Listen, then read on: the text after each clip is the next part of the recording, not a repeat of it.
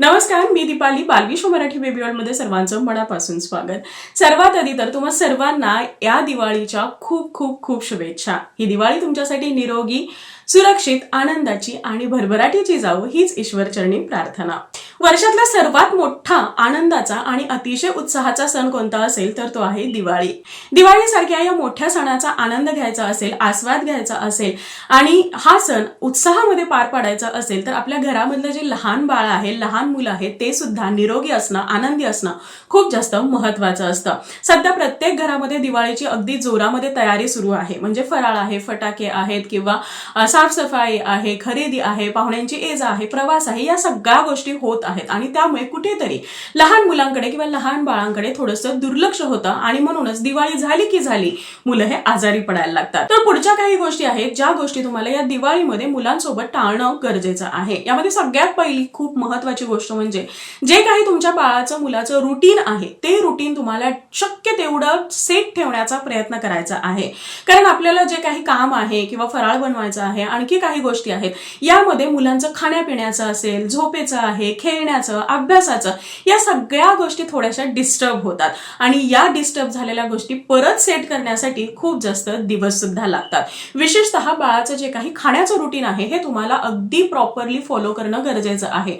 कारण जेव्हा बाळ प्रॉपर खात नाही किंवा वेळेमध्ये भूक लागल्यानंतर बाळाला जर खाऊ मिळाला नाही तर त्यावेळी बाळाची भूक आहे ही हळूहळू मंदावत जाते, बाळाला भूक लागणं कमी होतं आणि त्यामुळे नंतर बाळाचं वजन कमी येणं किंवा बाळाची रोगप्रतिकारक शक्ती कमी होणं, बाळ आजारी पडणं यासारख्या गोष्टी होऊ शकतात.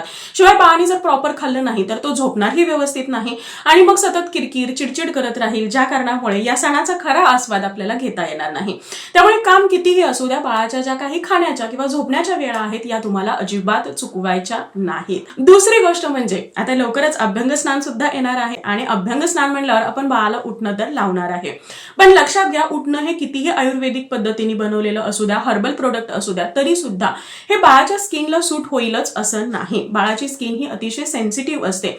त्यामुळे बाळाला हे उठणं लावताना मात्र तुम्हाला आधी पॅच टेस्ट करून घ्यायची आहे. शक्यतो हे अवॉइड करायचं आहे. घरामधल्या ज्या काही नॅचरल गोष्टी आहेत त्यांनी तुम्ही बाळाला जरूर अंघोळ घाला, अभ्यंग स्नान घाला. पण जे मार्केटमधून तुम्ही जे उठणं घेऊन येता, सुगंधी उठणं असतं ज्यामध्ये केमिकल्स असतात, फ्लेवर्स असतात, तर यामुळे बाळाला रॅश येऊ शकते, पुरळ येऊ शकतात, खाज येऊ शकते आणि हे बाळासाठी थोडंसं अनकम्फर्टेबल होऊ शकतं.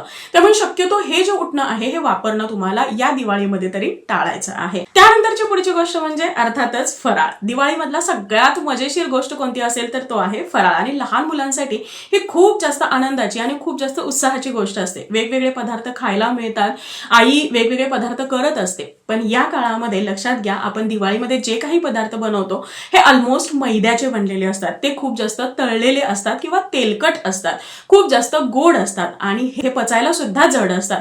त्यामुळे लहान बाळांना किंवा लहान मुलांना फराळाचे जे काही पदार्थ आहे, मी असं म्हणत नाही की हे बिलकुल देऊ नका, जरूर द्या. त्यांना सुद्धा ती टेस्ट कळायला हवी किंवा त्यांना सुद्धा ते समजायला हवं, परंतु त्याचं प्रमाण कमी असू द्या. ऍज अ स्नॅक म्हणून तुम्ही हे जे काही पदार्थ आहेत हे बाळाला जरूर द्या. खूप जास्त ऑइली पदार्थ देणं बाळाला टाळा, कारण त्यानंतर मग बाळाने हे जर असे पदार्थ खाल्ले तर बाळाला खोकला येणं, घशामध्ये खवखवणं, इनडायजेशनचा त्रास होणं, कॉन्स्टिपेटेड होणं या सगळ्या गोष्टी होऊ शकतात.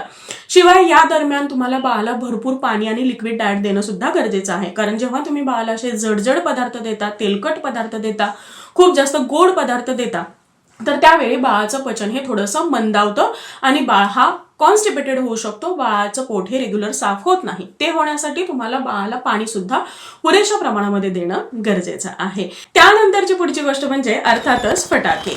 मुलांची सगळ्यात आवडती गोष्ट कोणती असेल तर ते हे फटाके आहेत. पण हे फटाके देत असताना ते मुलांच्या वयानुसार असावे. खूप जास्त धूर येणारे, प्रदूषण करणारे, आवाज करणारे असे फटाके बाळाला देऊ नका. शक्य तेवढे हे फटाके कमीत कमी फोडण्याचा प्रयत्न करा.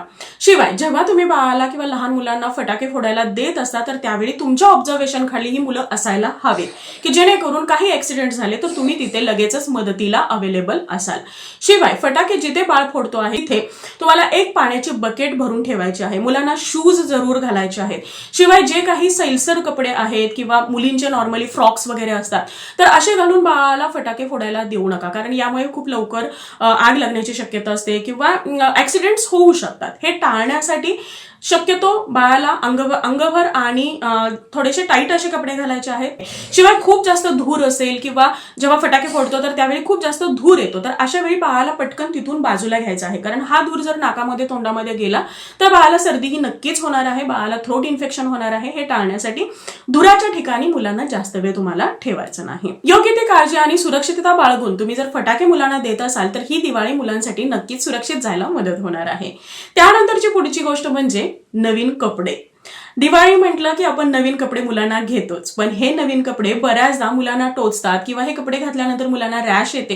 असं का होतं? कारण ही जी नवीन कपडे आहेत यामध्ये एक प्रकारची खळ असते. हे कपडे थोडेसे कडक असतात, की विशेषतः जे नेटचे वगैरे कपडे आहेत तर त्यावेळी हे कपडे मुलांच्या नाजूक स्किनवरती जर घासले गेले तर त्यानंतर मुलांना रॅश ही जरूर येणार आहे. शक्यतो दिवाळीचे हे जे काही नवीन कपडे आहेत हे एकदा व्यवस्थित स्वच्छ असे धुवा आणि त्यानंतर मुलांना घालायला द्या, किंवा हे शक्य नसेल तर त्यावेळी बाळाला हे नवीन कपडे घालण्यापूर्वी आतमधून एक रेग्युलरचा जो काही कॉटनचा सॉफ्ट असा ड्रेस आहे हा घाला आणि त्यावरून हे नवीन कपडे घाला. त्यामुळे या कपड्यांचा डायरेक्ट कॉन्टॅक्ट स्किन बरोबर येणार नाही आणि रॅश सुद्धा होणार नाही.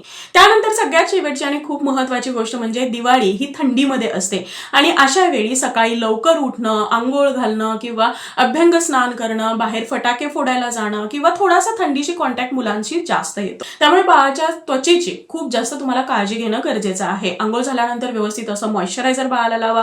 ओठांना वॅसलीन असेल किंवा मॉइश्चरायझर लावायचं आहे.